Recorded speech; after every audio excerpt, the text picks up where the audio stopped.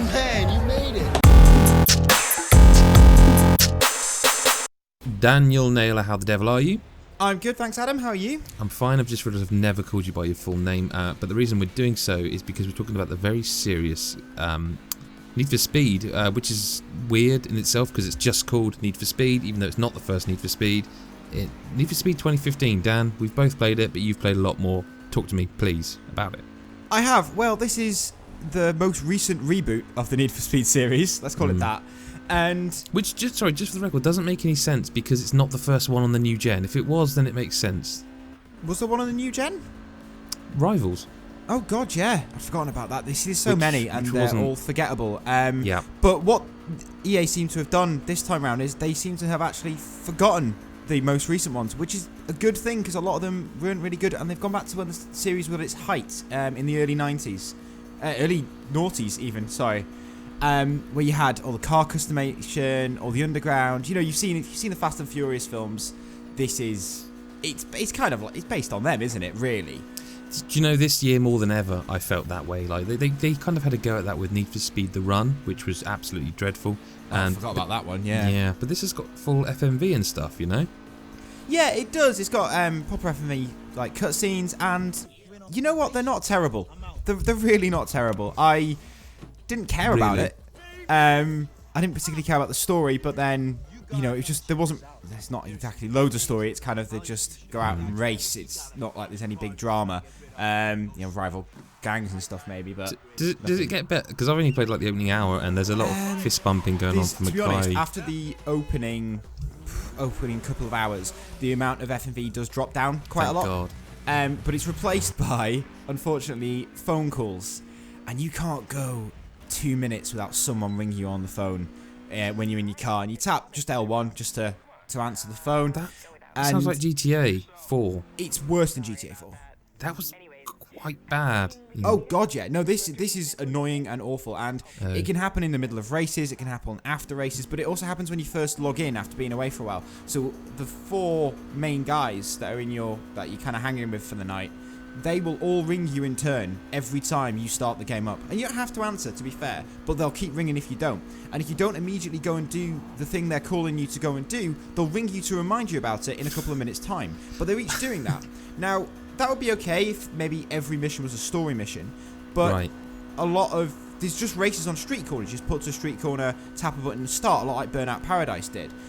So you can do them, but mid-race you'll get a call from Robin or from Manu or from Spike, who's the Spike's the dick in the hat. Yeah. Yeah, and he's just a wanker, and they make fun of the fact he's a wanker, which is kind of nice. Like, he's a posh daddy's boy who's, you know, his father pays for everything. But do they explain why you're hanging around with him then? Because like he keeps fist bumping me. And it's like, you only meet him for the first time. Like, you seem to have been racing away. He saw you escape the police or something. I thought I missed something. I thought I missed something there, and it's like, you don't know me, and he's like treating me like. And you go to a party, he's talking to you through the window of your car because all the FMV minutes are all first person, and then he introduces himself right at the end before driving off. Like, after saying, "Come to this party, come meet my friends," he then says his name, which is Spike. I mean, what a dickish name. I quite like that they go.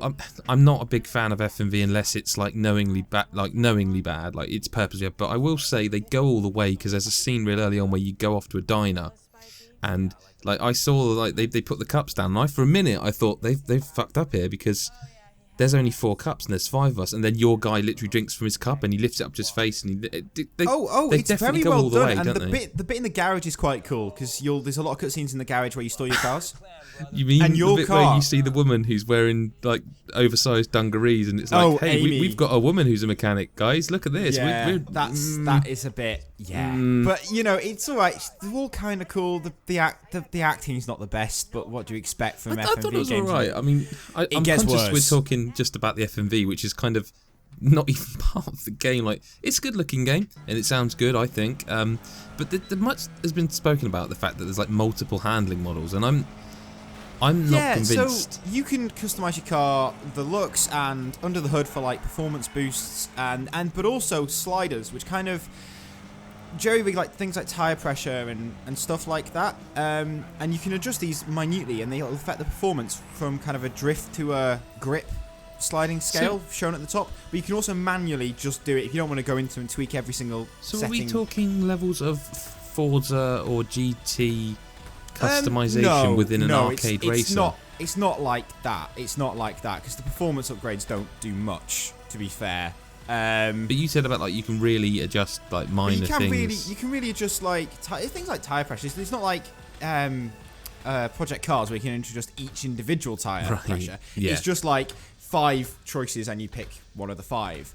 It might be 7 actually. It might be 7 choices. Anyway, but yeah, there's a master slider at the top, so you can just, if you don't want to piddle about with all the little settings, you just change them automatically to grippier or to more drift able. Right.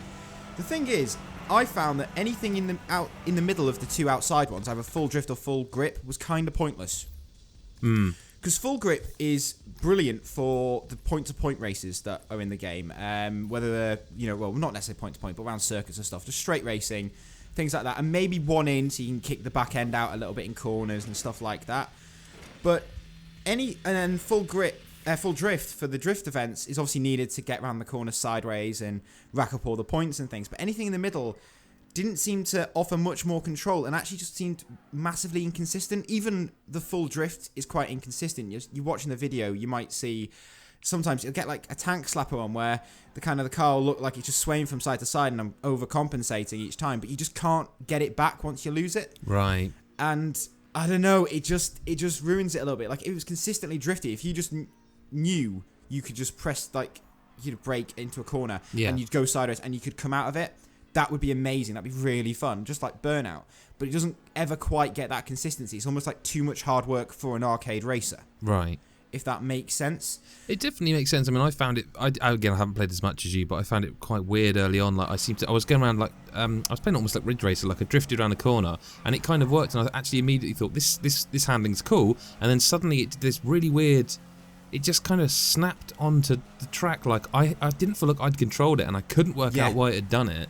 Yeah, it does that a lot, and that's the problem. It just doesn't, I don't know, almost doesn't ever fully trust you sometimes, or you can't quite control it, and then that kind of spoils the experience. And unless you want that, I will say, because you love racing games. I don't love them as much as you, but I guess I would veer these days closer towards that kind of arcadey than a Forza, than a Gran Turismo, than a Project Cars, which are all great games, but they're very much set there to do a thing, whereas this is, I get the feeling this is balls to the wall, stupid arcade action. Not Burnout, crashes and stuff, but well, for want of a better phrase, Dan, it feels like it's a typical Need for Speed driving game.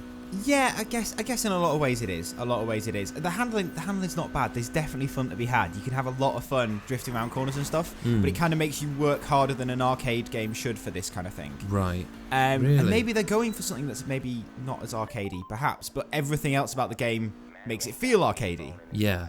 So from the FMV cutscenes to I'll say again, the amazing customization. I mean, you'll see my car in this. I've done a bit to it. It's really cool. The amount of decals and stuff you can put on your car. That's all really fun. It's just the basic racing just isn't almost as good, because alongside the handling is the racing itself, and there's ridiculous rubber banding. Yeah, this worries me. I mean, again, you'll probably be able to watch the footage in the background. We're talking video. Mario Kart type rubber banding, you're out in front for the whole race, and sudden worse. Fuck. No joke. If you're in a car that is roughly in the same bracket as others, no matter what you've done to that car. Because obviously it ranges from shit little Honda Civics right through to Ferraris. It's a typical racing game stuff, isn't it? Yeah. If you're in the rough area, you'll at the start of a race, you'll accelerate and the walls start moving starts, and you'll be behind all the other cars, but they'll bunch up and you'll be able to get past them every single race. Right. You'll get past them, but the thing is, they'll just suddenly catch up with you. So it's ridiculous. But it's most evident when you crash and you go off and you crash and they all overtake you, and that's fine. Suddenly you'll be caning it, right? And you'll be at top speed and you'll catch them. But they've had the same run up, so they're obviously at their top speeds as well. And you catch them and you'll pass them and you'll get out of the slipstream range and you'll still be going on a straight, because there's a lot of straights on some of the highway races and stuff. And suddenly they'll catch you again. And it's okay, and in one sense it does make it kind of tight, close racing. But in the other sense, it doesn't, because it feels like you're not controlling it. Does it make a difference what car you use, or is it just this game has rubber banding like crazy? Yeah, unless you were in a car that's a lot faster. I noticed it when I saved up and bought a considerably better car, and still went over some of the starting races, and I managed to get away from the pack and stuff a bit more, but even so, like even a slight mistake and you're out. Yeah, it's just That and then all sounds the bad. races, they're like the tracks aren't marked out. They're all you follow a blue line. So basically, you stick it on the blue line and are thereabouts by the end. Right. If you get in someone's slipstream on the final straight or nail the final corner, you're gonna win. Okay. Well, so very briefly then to wrap up, has it got multiplayer, by the way? What's the? It has got multiplayer, but it's weird. It's always online. Oh, it looked like that to me as well. But I can't tell why. So in the open world, you'll see other drivers racing around. You can pull up and challenge them, but there's never many, and that's probably a result of it not being out yet. Yeah, There's some, that's fair but comment. not many. But they seem to be there even when you're racing and stuff. Because That sounds kind of like Burnout Paradise. no, but in Burnout Paradise, if you went into a race in your world, they would be there. Yeah, you're quite right. Sorry. You were online. If they were there with you, you started a race, they would be in the race. Not on this. And there's other like computer cars as well from like that other races in the game. And you'll see them as you race, and sometimes their race seems to collide with yours. Like you'll be racing on the same bit of tarmac sometimes, and it gets very messy. Okay, well, you can go to godisgeek.com to read Dan's full review where he goes into more detail on all these aspects. Just in case you do not realise, we are a website, go there, read that. This sounds like a game that isn't bad, isn't amazing, it's just kind of good. It's a bit of fun. If you're looking for a serious racer, you're going to have to look elsewhere. If you've missed the customization of the Need for Speeds and are happy with the Need for Speed gameplay, you're probably going to be happy with this. Cool, there you go, that's Need for Speed, and we'll see you in the next vid, bye. Oh, so that's why Spike's in a hurry. Got himself a date. A date with destiny, my man. Tonight, we ride. You can show us what you're really made of, yeah?